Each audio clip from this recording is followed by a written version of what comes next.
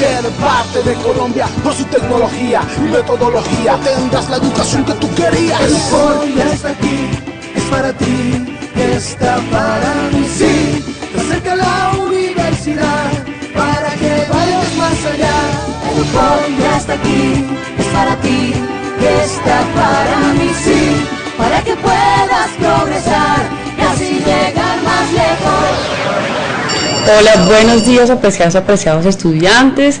Espero que estén muy bien y ya como finalizando estas unidades que nos han hecho hacer un recorrido súper bonito. Hola, profe Sofi, ¿cómo estás? Hola, profe Carolina, muy bien, gracias. Pues yo aquí bueno, disfrutándome igual que usted todo este tiempo que hemos pasado con nuestros estudiantes y a ustedes también.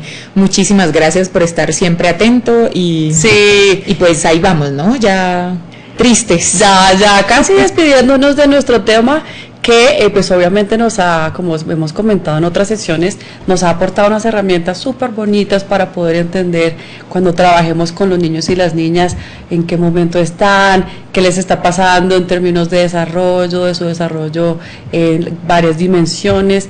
Y en estos días que hemos estado hablando sobre el desarrollo del lenguaje, que la vez pasada en la sesión presencial en el foro hubo unos comentarios muy buenos, chévere, sigan esos comentarios, esas inquietudes, esos aportes, sobre todo porque nos hace reflexionar, ¿cierto? De si estamos trabajando con niños y niñas de diferentes edades, qué influye en ellos ese desarrollo del lenguaje, cómo nosotros como docentes podemos aportar en ese desarrollo y en potenciar esas capacidades que tienen los niños y las niñas creando entornos ricos, ¿cierto?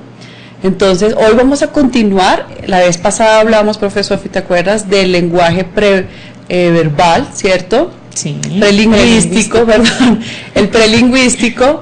Y hoy vamos a ahondar un poquito más en lo que es el lenguaje lingüístico, ¿cierto? Okay. Que es cuando llegan los niños, más o menos, no hay una edad exacta y específica, porque es importante tener muy en cuenta que el desarrollo de cada niño y cada niña es particular, ¿cierto?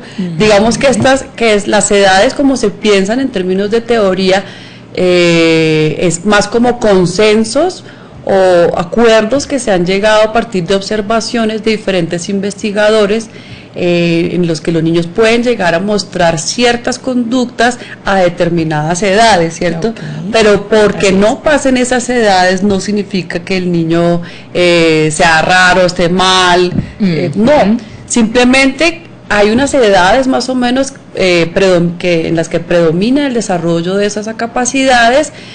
Incluso puede salirse o adelantarse un poquito, ¿cierto? Niños que aprenden mucho más rápido que otros.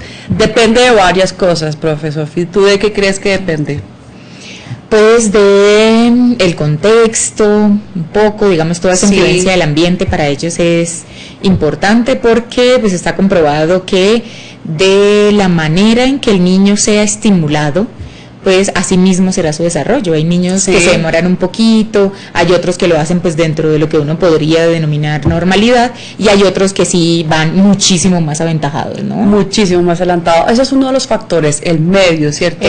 Sí. Como nosotros como adultos estamos todo el tiempo estimulando eso, hablándole en palabras concretas. A veces se critica mucho a los adultos que le hablan a los niños con palabras que no son apropiadas, ¿cierto? Así es. Como por decirle, por ejemplo, mira, guau, y bueno, ese tipo de cosas que uno lo hace con ternura y todo, pero si no es muy adecuado ni muy recomendable. Sí, digamos que es mucho más estimulante para el niño empezar a crear las asociaciones con palabras que le van a servir también de ahí en adelante, ¿cierto? Como a crear esos significados de, por ejemplo, la palabra perro, ¿cierto? Todo lo que implica un perro que hace guau, que vive en donde el vecino o en su casa, en fin, como todas esas asociaciones que empiezan a generar ese contenido, el significado de una palabra. Otros y está comprobado, ahorita que usted lo plantea, profe Carolina, es que a pesar de que los niños, y suceden cosas graciosas con ellos, a pesar de que los niños aún uno no les comprenda mucho la pronunciación, el nivel cognitivo y en este caso el desarrollo del lenguaje va muy ligado a las formas en que están apropiando ciertas palabras. Sí, entonces totalmente. Pasa mucho que desde muy pequeños, sucede tipo 1 año y medio, 2 añitos pasaditos, cuando el niño le corrige a uno la pronunciación que uno hace de ciertas cosas, y ellos igual lo dicen mal. Por ejemplo, dicen ahí se dice pelo, y entonces muestran al perrito, ¿no? Entonces dicen pelo y uno le dice, el pelo, y dicen no, pelo. Pero lo que están diciendo es que a nivel cognitivo ellos asumen el perro con la R, pero su proceso fonológico sí, ellos lo hacen con la L, ¿sí? Pero sí, en realidad están diciendo R. Entonces cuando uno les devuelve la palabra con L, porque es la manera en que uno lo escucha, ellos le corrigen a uno porque no es L, sino R, ¿no? Exactamente. Entonces eso, y mira, para tenerlo en cuenta. Que lo que tú dices en ese sentido de cómo nosotros como adultos y como cultura, como mediadores de esa cultura y del lenguaje y del pensamiento, somos claves, porque no es lo mismo, un niño no desarrolla la misma capacidad de lenguaje, por ejemplo, si lo ponen al frente del televisor, a que el televisor o las tabletas y este tipo de cosas lo eduquen. Es muy diferente porque no hay una interacción, ¿cierto? No hay un estímulo, no hay una comunicación, es que esa es la parte clave también. Y también hay anécdotas, ¿no? Cuando yo estaba más o menos en un prejardín, los niños hablaban de palomitas de maíz.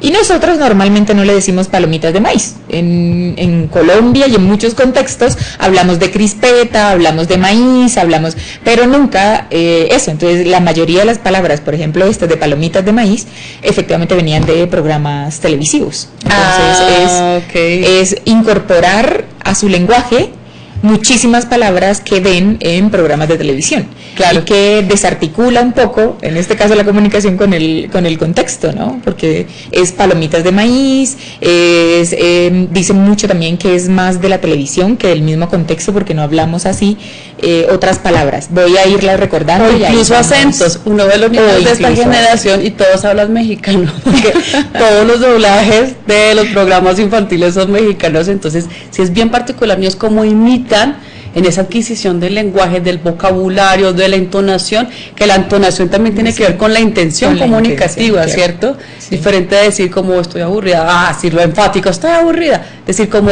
todo ese tipo de cosas que hacen parte de lo que es la comunicación, siendo la configuración del lenguaje. Entonces, ese es uno de los aspectos, el medio es clave. Un niño que tiene un medio rico va a desarrollar esas capacidades muy bien, a diferencia de un niño que, digamos, es un poco ignorado, un poco dejado a un lado, con los cuales sus padres o sus cuidadores no interactúan mucho, va a tener un leve retraso en esa adquisición y el desarrollo del lenguaje. También hay una predisposición genética, ¿no? Claro, está la predisposición genética, exacto, que es como hablábamos, como toda esa estructura con la que venimos gracias a nuestros ancestros. Hay una parte súper importante también, que es todo el desarrollo y la maduración neurológica, ¿cierto? Sí, así es. Que es lo que posibilita también el desarrollo motriz, todas esas funciones motrices que tienen que ver con el movimiento fonológico, ¿cierto? Que es lo que incide también en cuando los niños empiezan o tienen la posibilidad ya de articular, incluso desde el balbuceo. Desde el balbuceo ya están ellos practicando y ejercitando esos músculos que les va a permitir hablar y comunicarse, ¿cierto? Normalmente. Entonces, digamos que esos son y además del desarrollo físico también, ¿cierto? Todo el desarrollo motriz. Ahí es donde uno ve que sí es importante tener en cuenta todas esas dimensiones cuando uno ve, por ejemplo, dificultades en la adquisición del lenguaje, ¿cierto? Que eso es un tema muy recurrente en los niños y las niñas con las que trabajamos diariamente. Vemos niños que tienen un retraso leve, ¿cierto? Que pues, simplemente es una cuestión de ejercitar lo que efectivamente esa dimensión que todavía no está siendo desarrollada del todo, pero lo importante es hacer un análisis. Como docentes tenemos esa gran misión de no asumir cosas, ¿cierto? Como no tomarnos a la primera, sino ante todo somos investigadores porque somos los que estamos en primer contacto con los niños.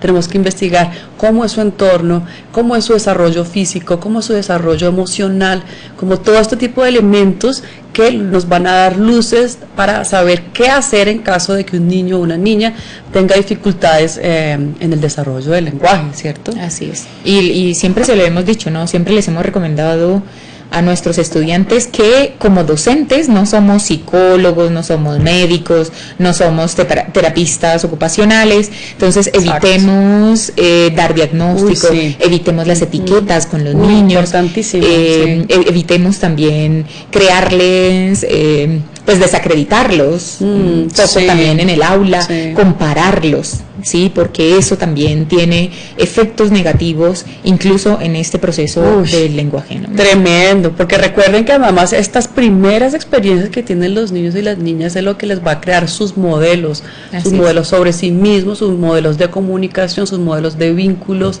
de desarrollo en diferentes partes. Entonces sí es muy importante lo que tú dices, profesor, y nosotros no somos terapeutas, no somos psicólogos en términos, a menos que seamos contratados para eso específicamente y tengamos ese conocimiento, pero lo importante es hacer un acompañamiento, no un diagnóstico, ¿cierto?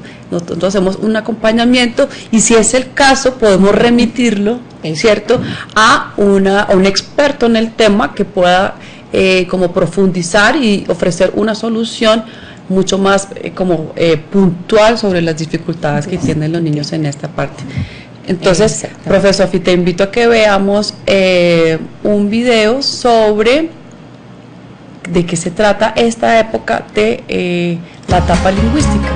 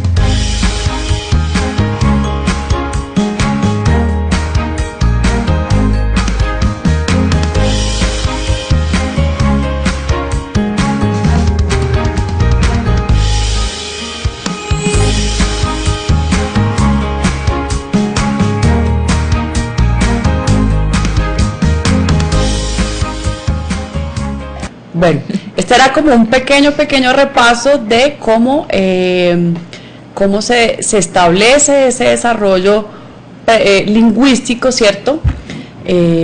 Cuando ya los niños, como estamos diciendo desde el comienzo, más o menos al año, un poco más, un poco menos, acordémonos que eso no son como cosas tan rígidas, dicen la primera palabra, y eso es lo difícil de poder detectar, porque los investigadores hablan con las mamás y a veces es difícil detectar esa primera palabra, porque uno a veces asume que, como la típica propaganda de ma, que si dijo ma, de mamá, o dijo más, o no dijo nada. O simplemente está como balbuceando y haciendo esos sonidos. Entonces, digamos que empieza más o menos esa maduración desde esa primera palabra y va evolucionando en la medida que pasa el tiempo, ¿cierto? Pero lo importante, como vemos en la presentación, es ver qué es eso de la comunicación humana, ¿cierto?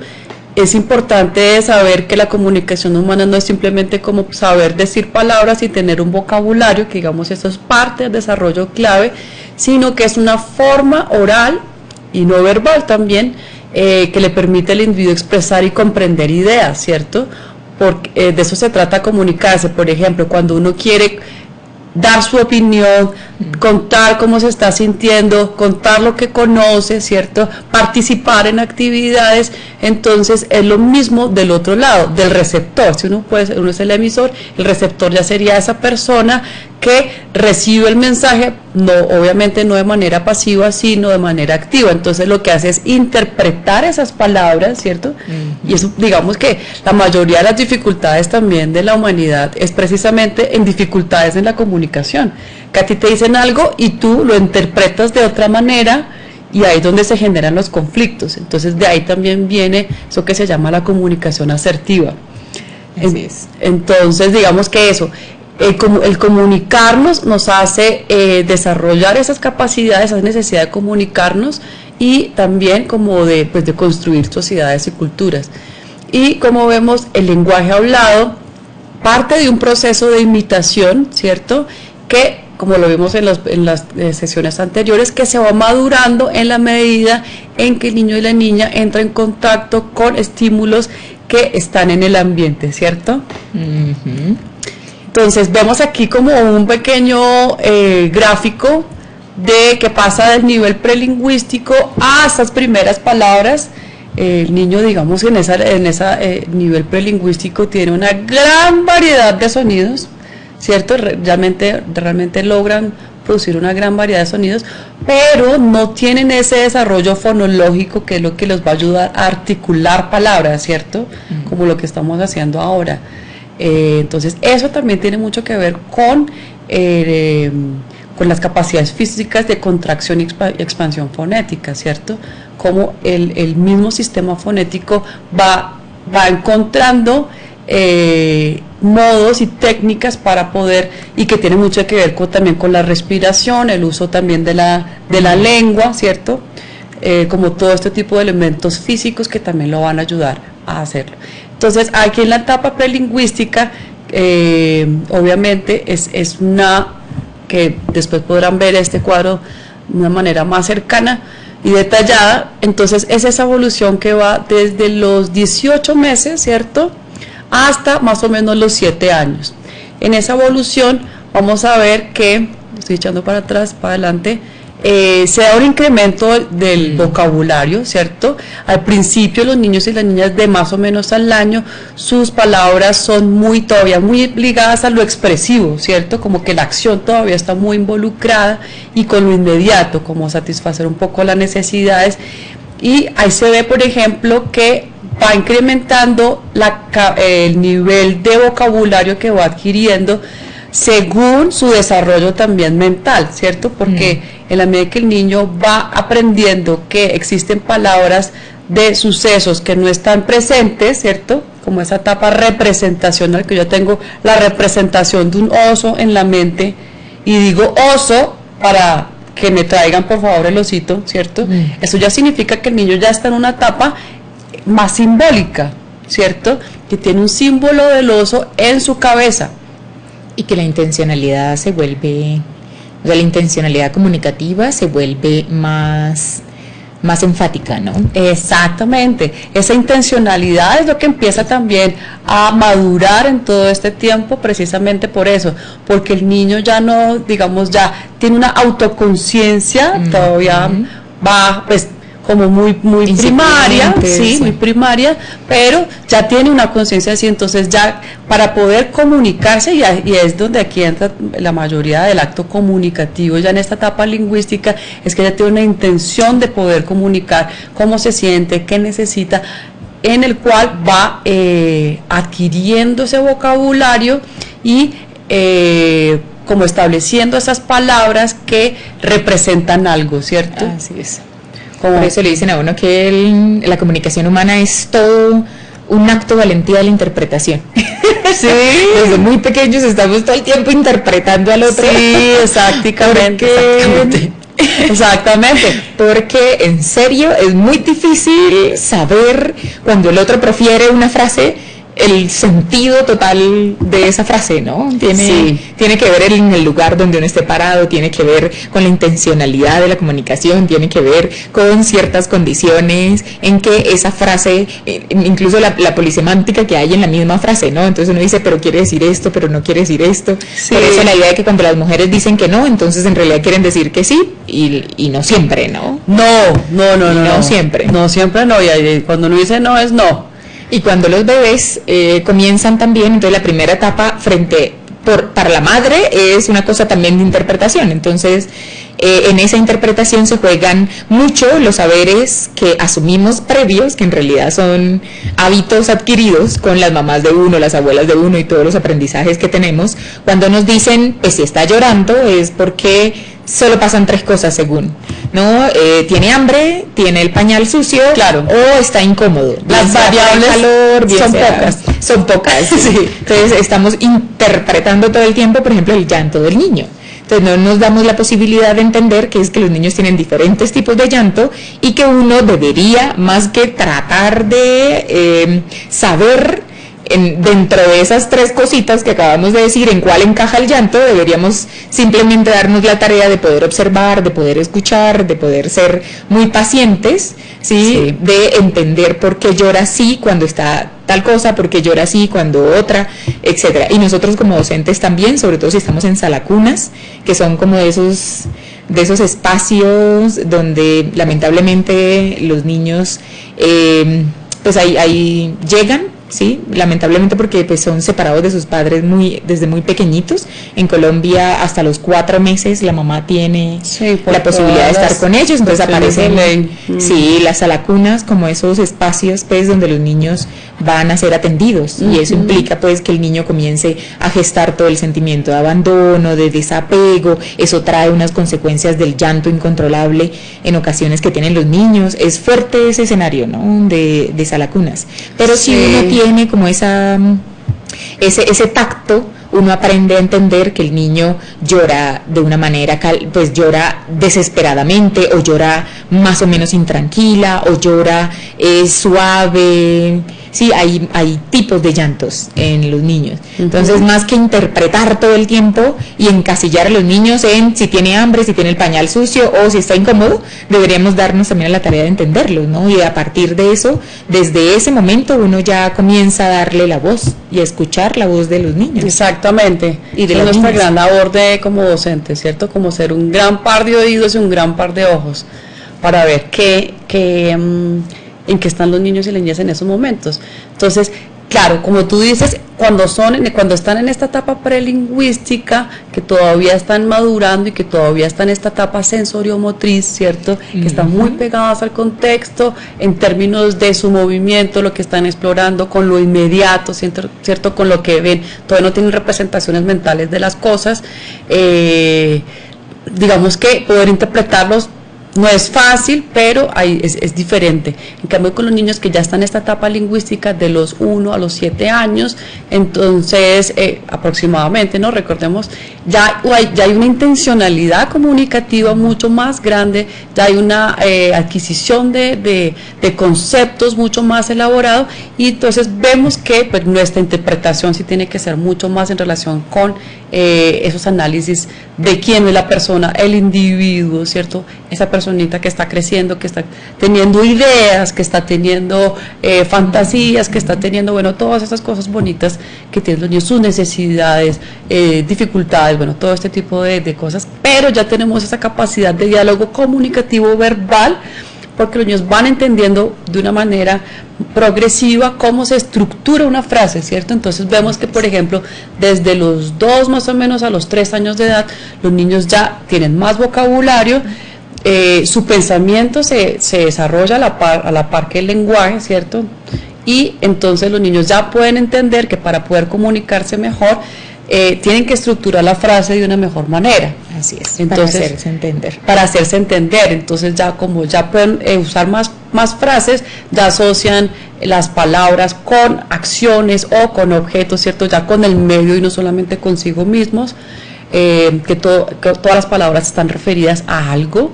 Entonces ya empiezan a organizar la frase, como lo que hablábamos la sesión pasada de lo que es la sintaxis, ¿cierto? Sí, que no es solamente el orden correcto, digamos, en que uno anuncia una frase. Profe, anécdotas. Anécdotas. A mí me encanta compartirles a ustedes anécdotas. Esto en serio del desencuentro en el lenguaje, que es la variable, digamos, en la comunicación humana, y en los niños funciona mucho cuando somos educadores o cuando somos padres y madres también. Se puede, digamos, concretar en la siguiente anécdota. Bueno, dos, en realidad, ahorita que recuerdo. Una, con un sobrinito mío, muy pequeño, él entendía, estaba en ese rollo de intencionalidad comunicativa y entendía bien las palabras, ¿sí? Él estaba asociando cada palabra con la imagen, con el respectivo objeto, con el respectivo símbolo, etcétera.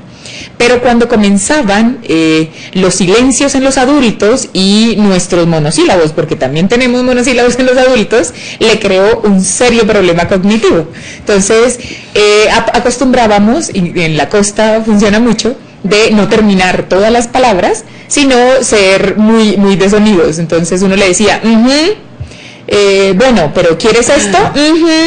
Los adultos, ¿no? Decíamos, ajá,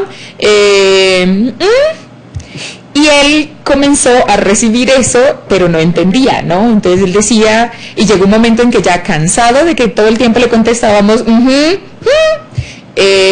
se para en la sala y comienza a preguntar, pero es que no entiendo, ¿qué quiere decir? Ajá. Pobre, perdidísimo. Y perdido, entonces ya entendió, de acuerdo a una explicación que hicimos demasiado incipiente en su momento, creo que lo entendió 2 años después, pero en ese momento le dimos una explicación muy incipiente de quiere decir lo mismo que ajá, y que quiere decir no sé. Ay, pobre, no, yo creo que más perdido que si no hubiera preguntado. Pero ya se notaba, digamos, una maduración en ese lenguaje, porque ya podría asumir que no comprendía exactamente todas esas palabras, incluso los sonidos también que representaban a las palabras en ocasiones, en esa comunicación. Y nos pasa también en el aula, ¿no? Nos pasa mucho como educadores. Y otra anécdota era también lo de la interpretación, esto que estamos hablando en términos del desarrollo lingüístico, es con un niño. Nosotros como adultos todo el tiempo asumimos que sabemos lo que nos quieren decir, sí, y buscamos una respuesta constante para evitar quedar como si uno no supiera, ¿no? Y eso también es un error, sí, porque en aras, digamos, de crearles un poco el lugar en el mundo, ellos tienen que asumir, no que los adultos no sabemos nada, pues tampoco es extremo, pero que hay momentos en que lo que ellos digan, pues evidentemente nosotros también tiene un impacto, ¿no? Y eso es respetarles un poco eso que llamamos la palabra de los niños o las voces de los niños. Entonces había un niño que le pregunta a la mamá, evidentemente, le dice a la mamá, él era hijo único. Y en ese momento se acerca donde la mamá y le dice como, mamita, yo soy el hermano mayor, ¿cierto? Sí, pues obvio, esa frase sin contexto, pues no la logramos entender, porque la comunicación humana, pues evidentemente está mediada también por un contexto, pero cuando los niños no los dicen así, la respuesta idónea allí, que sería también con otra pregunta, es ¿por qué me preguntas eso? ¿Cierto? Ajá. Pero los adultos no nos damos la tarea de preguntar eso, sino que automáticamente damos una respuesta. Y entonces esta mamá comenzó a explicarles que él era hijo único, que ella no iba a tener más niños, que él no podía ser hermano mayor porque evidentemente un hermano era otro hijo de la mamita, no sé, bueno, comenzó a darle una explicación como de 5 o 7 minutos de por qué él no era hermano mayor al niño, ¿sí? Y el niño en últimas lo que dijo fue, confundido en medio de todo lo que la mamá le decía, le dijo como, no, pero sí el perrito que tenía, porque se estaba refiriendo, era un perrito que tenían en la casa, entonces el perrito se llamaba, no sé, un nombre, Firulais, entonces decía, pero si Firulais está acá y yo lo cuido, sí, y la profesora me dijo que el hermano mayor es mayor porque cuida a los miembros que están en la casa, digamos, a los más pequeñitos, y si Firulais es más pequeñito, entonces yo soy el hermano mayor. Ay, ¿sí? muy buena asociación. Excelente asociación. Excelente asociación, sí. Entonces miren todo lo que puede ocurrir digamos, acuerdo, en la mente de los niños y la posición del adulto con respecto a eso, ¿no? Sí, de hecho hay una técnica también utilizada mucho por la escuela reggiana, que es y la escuela el desarrollo para el pensamiento también de Howard Gardner, que es contrapreguntar lo que tú dices. Exacto. Por dos razones. Una, porque cuando tú le dices, por ejemplo, eso, ¿tú por qué crees eso? ¿O de dónde traes esa idea? ¿O cómo llegaste a esa idea? O sea, como ese tipo de preguntas, el niño comienza a hacer una cadena lógica de pensamiento, ¿cierto? De que esto lo conecté con esto lo conecté con esto, y eso también les estimula mucho también como ese desarrollo lógico, investigativo, intuitivo también de cómo llegan a sus propias hipótesis, ¿cierto? Porque son hipótesis, o sea, yo vengo deductivas además, tú me dijiste que si uno cuidaba a alguien y era menor, yo debo ser el hermano mayor, porque yo le llevo la comidita, él duerme conmigo, entonces por tanto yo soy el hermano mayor, o sea, esa es una gran deducción que él saca de esa experiencia. Y eso es un momento muy rico para desarrollar esa capacidad deductiva lógica, creer en sus propias razones, ¿cierto? Y la otra, en la medida en que él va relatando toda esa cadena de pensamientos, también va apropiándose de vocabulario que le sirve para expresar esa idea, que no es fácil. O sea, uno explicar una idea no es fácil. Así es. Y si uno deja ese espacio para que los niños y las niñas muestren su pensamiento, ¿cierto? Como hagan esa cadena lógica de deducción de dónde vienen sus ideas y sus hipótesis, y además articulen un lenguaje apropiado para poder expresar esa idea tal cual la están pensando, usando vocabulario, construcción de frases, ¿cierto? La sintaxis, toda la parte semántica de qué significan las palabras en su contexto. Entonces, va a ser un espacio súper rico para que ellos puedan desarrollar esas capacidades, y no solamente para ellos, para nosotros como docentes también va a ser muy rico, porque vamos a entender qué progresos cognitivos del lenguaje emocional, o sea, en varias dimensiones podemos ver a los niños ahí cuando están ofreciendo esas ideas. Y que es muy vigostiano también, ¿no? Y que es en Vygotsky aquí hemos todo el tiempo dicho, es una cosa sociocultural, la influencia del ambiente es fundamental, la calidad de la interacción que tienen los niños con sus progenitores, con sus cuidadores, y lenguaje y pensamiento van de la mano. Van de la mano, sí. En la medida en que yo ya entiendo una palabra y la reconozco, ¿cierto? Sé cómo se dice, sé a qué está relacionado, y entonces eso ya es una estructura de mi pensamiento, ¿cierto? Como un núcleo de pensamiento. ¿Y en qué momento lo digo, no? También está en los momentos. Lo que le pasó a mi sobrinito es que ya después él entendió que decía 2 años después, por eso digo que lo entendió 2 años después, ya él se comunicaba con los otros niños diciendo ajá, sí, ajá. Sí, pero al principio, claro. No, más que los colombianos tenemos un montón de lenguaje no verbal, tiene que estar en contexto porque si no nadie lo entiende. Pero todo eso se va apropiando en la medida en que el niño va insertando, así como estableciendo más lógica dentro del contexto en el que está, como la pregunta de tu sobrino. Entonces vemos, por ejemplo, que en esta etapa lingüística hay una faceta que es la combinatoria, ¿cierto? Que es lo que le permite al niño pasar de decir pela para decir un montón de acciones, o abrir para decir abre la naranja, abre la puerta, ábreme cualquier vaina, a poder estructurar ya y combinar palabras que le dan pie a hacer frases, ¿cierto? Estructuras mucho más complejas que también lo permite hacer unas expresiones más complejas, mucho más ricas, y obviamente pues cada vez más desligado de lo inmediato. Esa es la parte clave en el desarrollo del lenguaje y del pensamiento, ¿cierto? Que el niño no tenga que referirse solamente a lo que ve, sino ya a representaciones o imágenes mentales de conceptos o palabras que tiene de cosas que conoce del mundo, ¿cierto? Entonces ahí ya no es solamente por imitación, sino que ya hay una fase comunicativa mucho más estructurada en los niños y en las niñas. Sí. Entonces ahí es cuando efectivamente ya usan el verbo, el adverbio, todo eso, lo que es la sintaxis, ya utilizan la palabra yo, ya se refieren a sí mismos, ¿cierto? Ya ahí cuando lo que veamos el video, esa habla egocéntrica, que a la medida del tiempo va interiorizando cada vez más y se desliga, como más o menos de los 5 a los 7 años, se desliga de esa fase egocéntrica y ya empieza a entender el mundo de una manera mucho más amplia. Ya cuando se le hacen críticas ya es mucho más consciente, o cuando uno intenta como llevarlos a la reflexión sobre sí mismos, ya son un poco más conscientes del lenguaje receptivo, mucho más amplio, ¿cierto? Ya almacena más frases, la medida en que va creciendo obviamente se va ampliando esa semántica y esa sintaxis. El lenguaje expresivo, ¿cierto? Se va perfeccionando mucho más, aunque uno conoce personas que uno realmente no saben comunicar sus ideas, y eso es muy común, ¿cierto?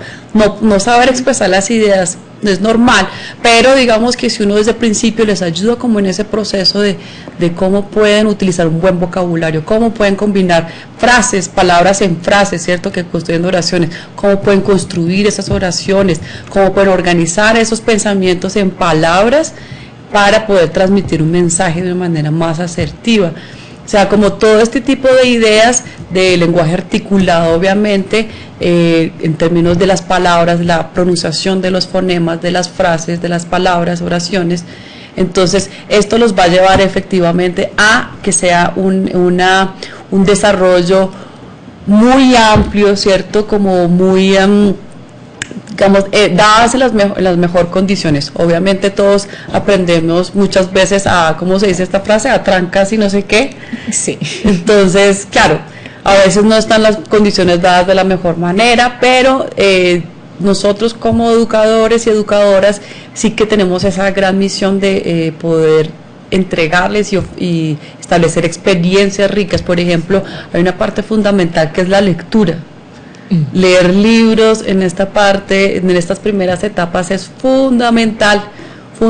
Y hay tipos de libro, ¿no? De acuerdo al proceso madurativo de los niños, uno encuentra libros de todo tipo. Les recomiendo a ustedes, hay un texto, incluso es una estrategia que crea el ministerio, que se puede también reproducir en el aula, que se llama 1000 formas de leer, las 1000 maneras de leer. En internet están, es un recurso fantástico de cuando son muy pequeñitos, qué tipo de textos se logran leer con ellos. Entonces es de los colores fuertes, de las imágenes, no hay letras realmente, solo imágenes, entonces las imágenes se asocian con otras imágenes y van construyendo una historia. Ajá. Luego cuando están más grandecitos, entonces es más imagen que palabra, las palabras son muy poquitas, pero las hay, y luego así sucesivamente cuando el niño ya leyendo, pues ya construye otro tipo de historias. Entonces ese recurso se lo recomiendo, en Google lo pueden encontrar. Buenísimo. Se llama Las 1000 maneras de leer. Profe, y ahora que también usted hablaba de estos diferentes tipos de lenguaje, digamos, que estaban ahí, el expresivo, el receptivo, me hizo acordar hace mucho tiempo, cuando trabajaba también en un jardín, yo siempre les echo estas historias porque era maravilloso. Creamos unos diccionarios de palabra con los niños, todo lo que los niños decían. Buenísimo. Y en ese diccionario de palabras salían unas cosas maravillosas, desde los más pequeñitos hasta los más grandecitos. Entonces uno les preguntaba un concepto, ¿no? Por ejemplo, pintor. ¿Qué es un pintor? Y uno tenía todas las definiciones del mundo a través de una palabra. Entonces los más pequeñitos, por ejemplo, decían pinlurero, para decir no sé qué, pero decían pinlurero. Un pintor es un pinlulero. Otros decían que son unos pintaderos.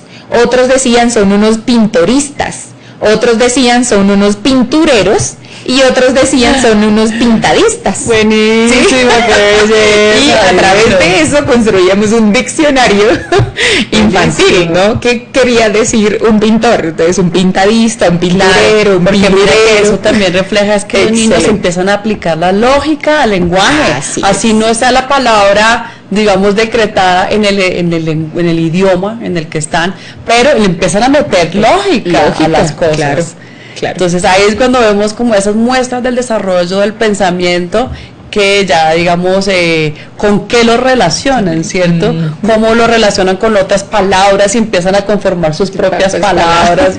Eso es un ejercicio súper bonito, chévere. Y mira que por ejemplo hay una parte bien bonita de eso, de la lectura, de las canciones, que a diferencia de la tecnología, no estoy hablando mal de la tecnología, creo que es una gran herramienta muy medida, porque digamos en esto le permite a los niños crear, imaginarse cosas, porque muchas veces en los videos las cosas ya están dadas, en cambio en la lectura y en las canciones ellos se les estimula la imaginación muchísimo más, entonces eso sí es clave también, fomentar la creatividad y la imaginación de los niños, como ese ejercicio que tú dices, que súper lindo. Sí. O el niño que encuentra la luna, eso también en algún momento sucedió, y mira la luna en cuarto creciente, como la luna comienza a crecer, digamos en cuarto creciente, que es de la luna así que se ve súper chiquitica, y ellos imaginan que les falta un pedacito, entonces miran la luna y dicen, le falta un pedacito a la luna. Buenísimo, chévere. Pero bueno, hasta aquí llegamos en nuestra clase. Espero que hayamos como ya cerrado ese tema del desarrollo en los diferentes momentos, diferentes etapas también, los principales autores y sobre todo, bueno, cerrando aquí con esta parte del desarrollo del lenguaje y del pensamiento. Entonces estamos atentos, la pregunta de orientadora va a ir en el foro y nos vemos entonces. Chao, buen día. Bueno, buen día para todos.